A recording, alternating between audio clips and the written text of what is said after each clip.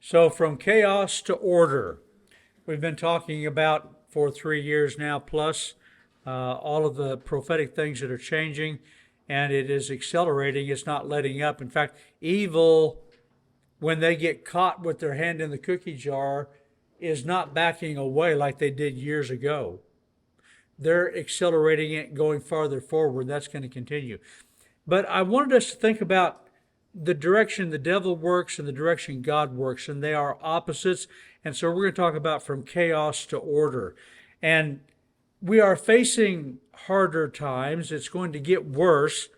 And in order to do that, 2 Corinthians 11:3 came to my mind.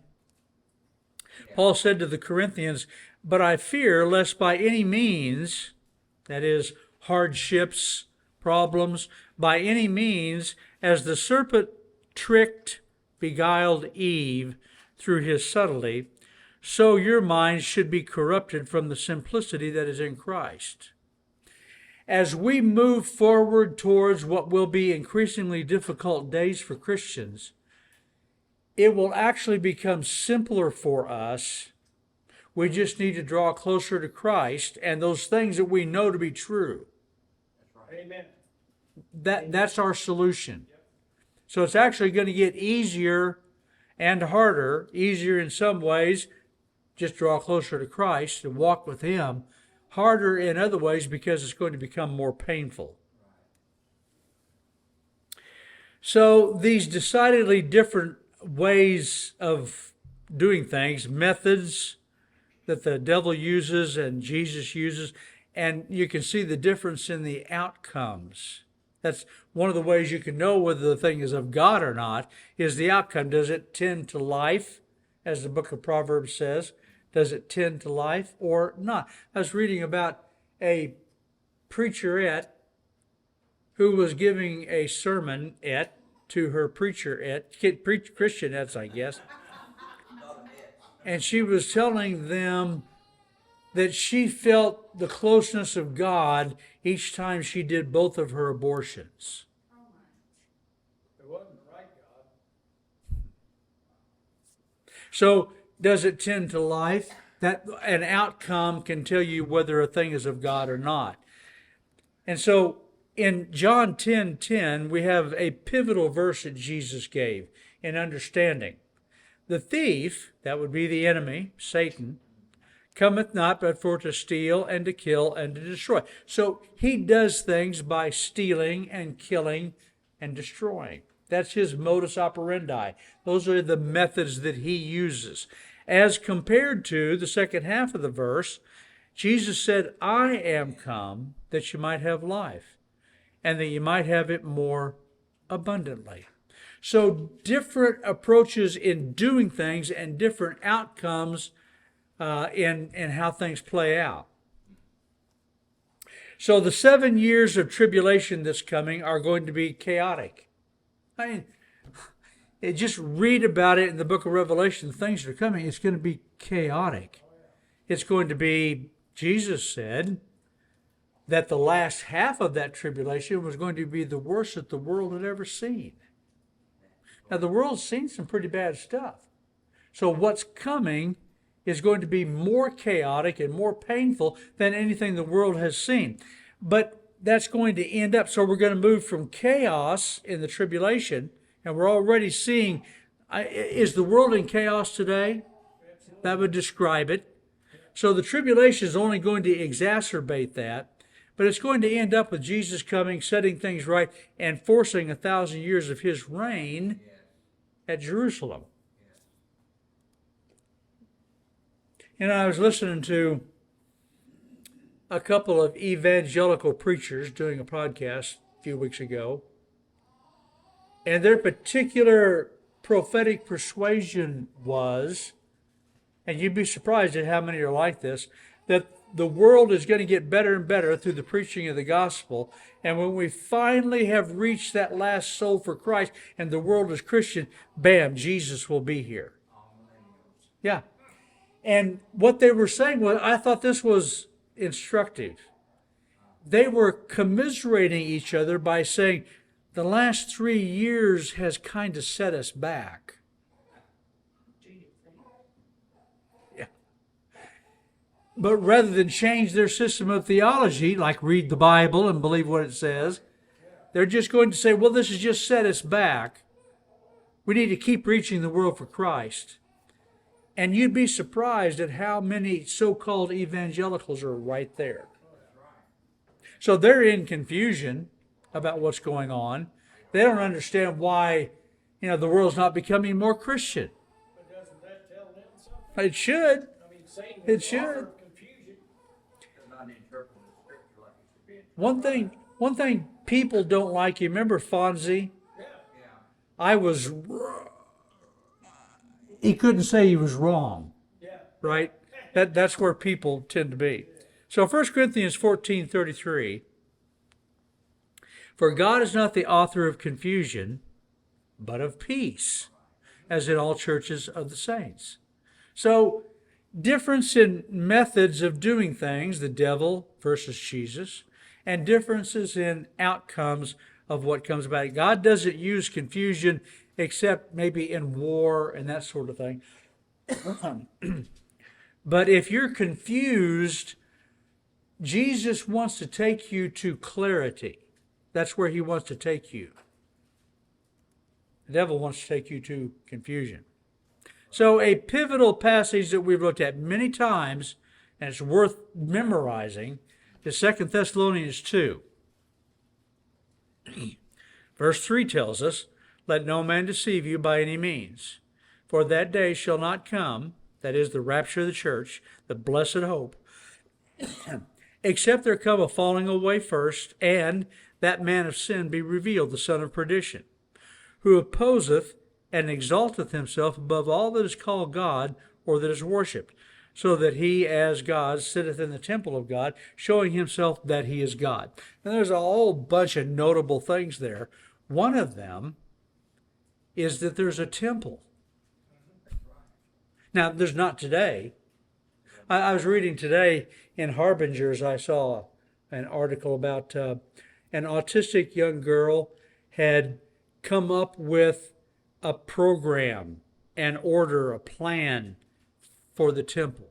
They've been putting together the utensils and the red heifers are being examined and all. They're getting ready. Well, this young girl has made her contribution by putting together a program, a plan, an order, I don't know, something like that, for the priests to follow when they begin to do. So the anticipation is there because what the Word of God says. Amen. There's going to be a temple.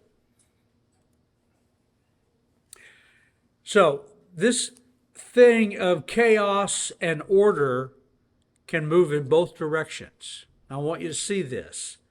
Chaos to order, order to chaos. It can move in both directions. God is going to move the chaotic tribulation events after 7 years to the orderly millennium. That's what God's going to do. But it is also a two-way street where anything good and right and pure is subject to the enemy's corruption. Right? A perfect example is the apostasy of the church. So God does a work and revival happens in a church or a denomination or a group of people, and God brings order. God brings chaos to order. But the devil then begins to set about corrupting that. And my, oh my, we could talk about, I mentioned the preacherette already. The apostasy is full on. Oh, yeah. And what calls it, 5 or 6 years ago, if I said an evangelical, you would kind of have an idea of what I was talking about. Somebody who was a Bible believer and believed all the fundamentals of the faith, basically. That's not true anymore. To talk about an evangelical today, they could be all over the place in what they believe. That's a notable thing. That's an indicator that the coming of Christ is closer. Amen. This seems like bad news, but it's really good news because we're inching closer and closer to his coming. People and institutions can be compromised. Conceivably, even a president could be compromised. You can millions and millions of dollars. And China owns our president. Not only bought him, but I believe that there's real indication that they are holding something over his head. They own him in every way. And that's pretty dangerous. So this is how the devil works. He will take something and he will begin to corrupt that. So what was in the garden was perfect. Adam and Eve, perfect in the garden, perfect garden, everything good, walking with God in the cool of the day. And the devil just slithers in subtly and begins to change that. That's true in our lives as well. We need to watch, because even while we're walking with the Lord, there's the danger that the devil will slip in. Oh, you don't need to go to church. I mean, Sunday night. Who goes to church on Sunday night? Who goes to church on Wednesday night?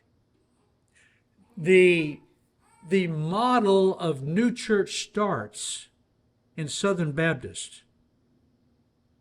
Okay? Is no Sunday night, no Wednesday night. People are too busy for that kind of thing. I was talking with somebody. We were visiting last night actually about that a new church start. It was actually a satellite church of a big church, and somebody wanted to start a Sunday school for the older people in the church. Wasn't going to hurt anybody to do it, but that church pastor had to talk to the senior pastor at the main church, and the main church said, no Sunday school. We can't have that. So we have these satellite churches who I'm getting the sense from what people tell me that they don't have any real connection other than the events that they come to periodically. Some of us have talked about that with some other churches. So people and institutions obviously can be compromised. We need to be careful that we don't allow the devil to slither into our lives and very subtly just say, are you sure you really need to do that? Isn't that a little radical as a Christian? So I shared this with you last week, and this still amazes me. And I look at this different because the main point of Lifeway presenting this information, this study, was to say that there's a growing fear in our congregations about where Christianity's headed and where things are going in the world. I look at that and I say, how is that not 100%? How is there a third of the people who show up at a given worship service and everything's okay? No problem with the church in the world. How can you be that mind-numbed? Well, that's just astounding. But it goes right along with the apostasy of the church, the lukewarmness of the Laodicean era, and all of that. These things, those are descriptions of where we are and where things are going. They don't want to know. They can't handle the truth. Or they're choosing not to. Yeah. And that's one of the reasons why we're doing the study here, is so that you have a heads up. Some things you can prepare for and some things you can't. But it doesn't do any good not to know where things are shaping up in the world.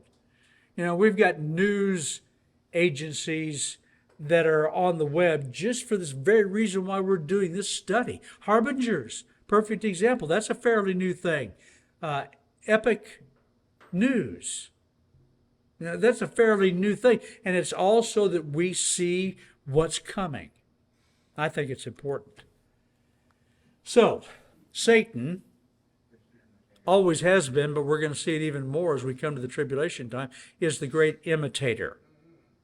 He copies things. He's an impersonator. He counterfeits the things that God does. So the current events that we're witnessing are the threefold alternative or replacement system designed to move humanity away from God. Think Tower of Babel. And so he's shaping that up, and that will be governmental, economy, and religion. Those three things are the three prongs that he's busy shaping, and those are exactly what Nimrod did. He didn't just build a tower, it was also a city, which is to say it was a nation. The whole world was together in that thing. And so we looked at that for the last several weeks. That's a picture of what's coming back now. And so, hence the designation Antichrist. And everybody thinks about Antichrist being against Christ, but it's also in place of Christ. Yeah, so the center is going to be the plain of Shinar, where Babel was. And that's nothing now. So we may still have time. Things still need to shape up. I believe that physically is going to be where. It may be a system. It might not have a geographical thing, but that is what's shaping up. That's where it's going to go. Worldwide in nature. And I'll tell you, the name of the religion is going to be climate change. That's the religion. And I don't know whether you're aware of it. If you have not been paying much attention, you might not know this. The average person doesn't. But when you listen to NPR, National Public Radio, and some of these left-wing and liberal organizations, the way they're beginning to talk about you, okay, I'm assuming you're a climate denier. If you are a climate denier, it's not just that you disagree with this new religion being formed. People are dying because of you. You have to be sanctioned. What those sanctions will look like, I'm not sure.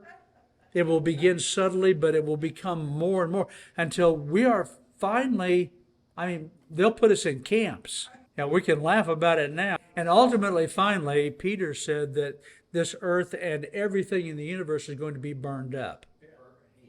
And we get a brand new heaven and a brand new earth. Yeah, the Hawaiian fires are because of climate change. The conspiracy theory that's out there is that it was a projected energy force.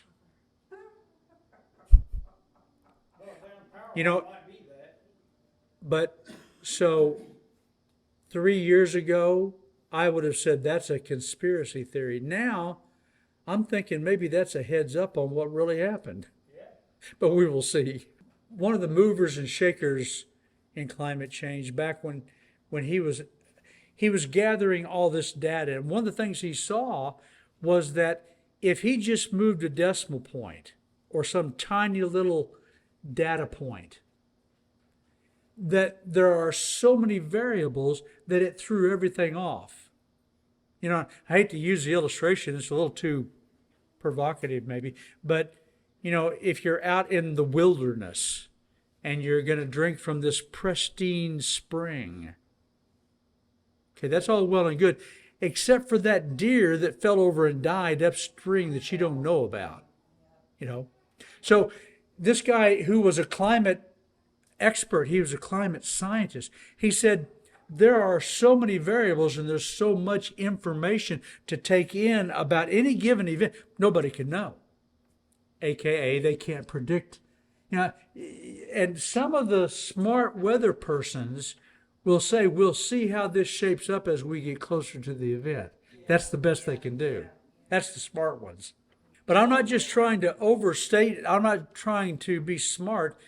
Climate change is the religion for a whole bunch of reasons. And so the Hawaiian fires are happening, even though we know that we've got the video of a down power line doing it. They will be able to use that to say, see, we've got to do something about not only the climate, but we've got to do something about you climate deniers, because now 100 people have died because you have denied climate change. I'm telling you, it's going to become, we're taking it to the next level now. The communist playbook reveals that to take over a country, once you do all of the workings that you do, once a populace gets to a certain level of insanity, if you will, that populace is no longer able to discern truth. If you could sit down, they say, if you could sit down and show them the data It won't matter. We've reached that in America today. The facts don't matter. So, Antichrist has two different sides to the coin, if you will. Means two things. It means against Christ, as everybody would think, but it also means to replace Christ, to be in place of Christ.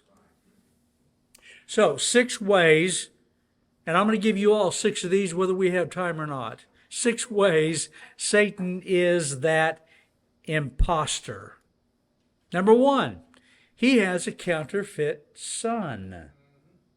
We read about it in 2 Thessalonians 2:3, the son of perdition.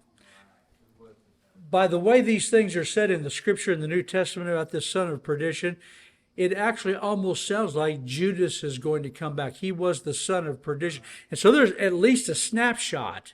Judas is a snapshot of that. But it does not fulfill it completely. Anyway, so he has a counterfeit son. Secondly, he has a counterfeit and unholy trinity. In Revelation 20:10, and the devil that deceived them was cast into the lake of fire and brimstone. And notice who's already there. Where the beast, the government system, and the false prophet, climate change leader, are, and shall be tormented day and night forever and ever. You know, there's some people who cannot handle the truth that hell is forever. We've seen evidence of that.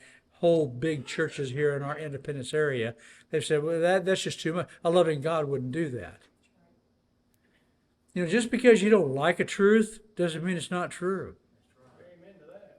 So this unholy trinity, the devil, the power behind, the beast, the government system, and the woman who's going to ride that beast, or this false prophet, are going to be tormented day and night. Number 3, Satan has his children. Several verses we could go to. Jesus said in Matthew 13:38, this series of parables that he gave, this had to have been a shock to the disciples. So the disciples are walking with their newfound Messiah. Well, we're on the cusp of Israel being restored. We're on the cusp of Messiah taking over and everything being good. In their mind, the millennium coming in. And Jesus gives these 7 parables that says there's some bad times coming. Matthew 13:38, just one of the examples. The field is the world, and the good seed are the children of the kingdom, but the tares are the children of the wicked one. So in this parable, he says, seed was sowed, good seed, but they came back, and the next day they found that tares, or wheat, counterfeit wheat, tares, had been sowed, and they were growing up side by side. And this wasn't an overnight kind of a thing, but the two are growing up side by side. And they said, shall we go in and tear it up? And Jesus says, no, it's too intertwined to do that now. Wait until the angels will do that at the end of this age. But he has his children. And I would venture to say that it would be the way to speak about it, not only the obvious children, but the infiltrated children in the evangelical churches too. Oh, absolutely. Yeah.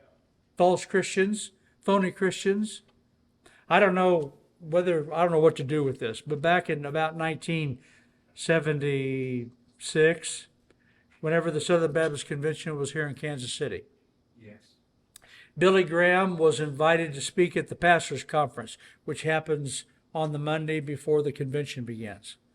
And Billy Graham preaching to the Southern Baptist Convention. This is back 1976 or about. And he said, and I remember my dad describing this, Dad was there. He said he took his finger and he did like this. He said, half of you are lost. Billy Graham said that? Yeah. And Dad said he didn't know whether Billy didn't remember where he was speaking or whether he actually meant what he was talking about. But it was kind of chilling. So if that was true back in 1976, what's it like today? Fourth, he has his apostles. 2 Corinthians 11:13. For such are false apostles, deceitful workers, transforming themselves into what appears to be the apostles of Christ. You know, that's kind of interesting from so back when Jesus said that, let's fast forward now to today in the New Apostolic Reformation, the NAR. You should watch for that. That's a thing now. Bethel, some of these gigantic megachurch movements, they're all up into the NAR, the New Apostolic Reformation. They have a pec order. They have certain leadership titles. One of them is apostles. If you're an apostle, you have carte blanche power. You're an apostle of Christ. Anything you say, that's as if God said it. These are evangelical churches.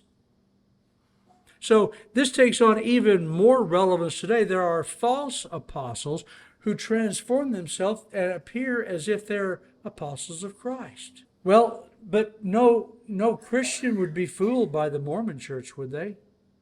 Yeah, some are.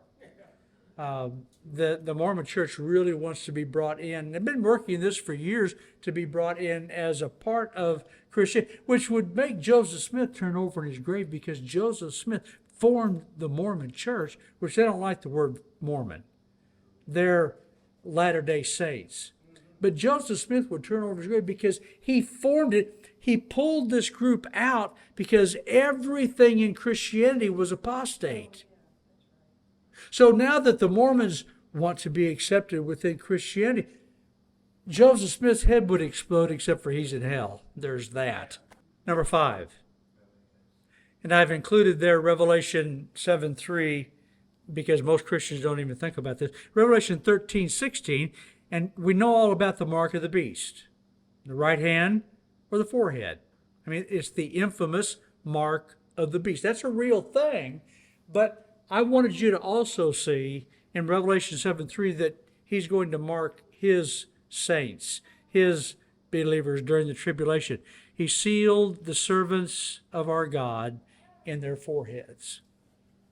So that's kind of an encouraging thing, especially if you're one of those false Christians who aren't saved, and one of these days the rapture is going to happen, and you'll wake up and say, I missed the boat.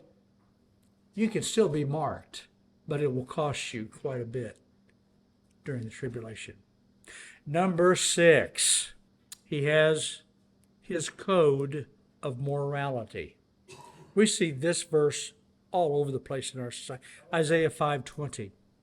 Woe unto them that call evil good and good evil, that put darkness for light and light for darkness, that put bitter for sweet and sweet for bitter. I would just challenge you, just listen to what any congressmen are saying, congresswomen, any of them are saying. When they want to twist the thing around, they're just experts at reversing the truth. Absolutely. Yep. Now, the truth is as obvious as can be. You recognize the truth when you see it. But these spin experts, and now we've seen that for quite a while in Congress. Whatever the Republicans' stand would take on a thing, the Democrats are automatically going to take the opposite view of that. No matter whether they thought it through, they just take the opposite view. And they spin that, why, that's not good, that's really bad. No, that's not bad, that's really good. You know, China's our friend. Like the economy. Now, I get so sick of hearing our president talk. I heard him today. And so this guy, he's yelling at the crowd like an angry grandfather mad at his grandkids. He's yelling at them. And he said, it's a good thing when things are made in America. Why wasn't that true when Trump was saying that? Yeah. Why was he saying Trump is evil because he said made in America is a good thing? Do you see what I'm talking about? Yeah. The insanity of evil is what we're seeing today. So how does it all end? Well, you know how it's going to end, but I want you to see some verses that will help you visualize it. You know about the statue in Daniel that depicted by different metals all of the different world leaders that would come. And it was perfectly accurate right up until Rome, the legs of iron.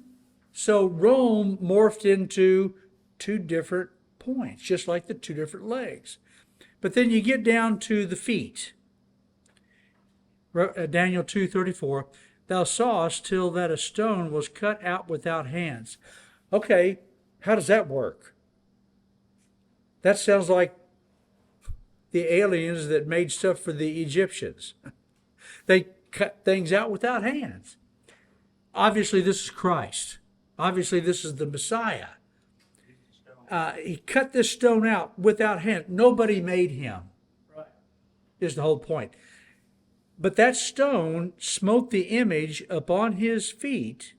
The feet was iron and clay, and break them to pieces. Then was the iron, the clay, the brass, the silver, and the gold, the whole statue, broken to pieces together, and became like the chaff of the summer threshing floors, and the wind carried them away, that no place was found for them, and the stone that smote the image became a great mountain and filled the whole earth. I mean, I don't know how you miss the imagery there of Jesus. Yeah. And that's how it's going to end. That's the end of it. So we've read the back of the book, and we kind of know how it's going to end, don't we? Yep.